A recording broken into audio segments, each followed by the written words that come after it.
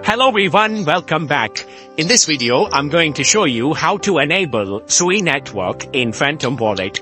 So it's a very simple and easy thing to do. First of all, you need to launch your Phantom Wallet and then tap on your profile icon in the top right hand corner of the screen.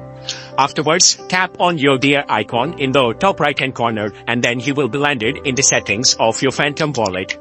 Over here, you need to select the option of active networks, and over here you will see all of the networks that you can basically enable and disable in Phantom Wallet. Among all these, you will see SUI. So you just have to simply tap on this toggle button right next to SUI, and this way you will be able to enable SUI network in the Phantom Wallet. Now, for any reason, if you are not able to find SUI in this list, what you can do is you can simply first of all check for the update of your Phantom Wallet.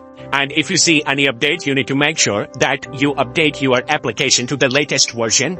After that, once you come on this page, you will definitely want to see SUI in this section. So you just have to turn on the SUI button, and this way you will be able to enable SUI network. So if this video helped you out, don't forget to like the video and subscribe to the channel. Thank you so much for watching.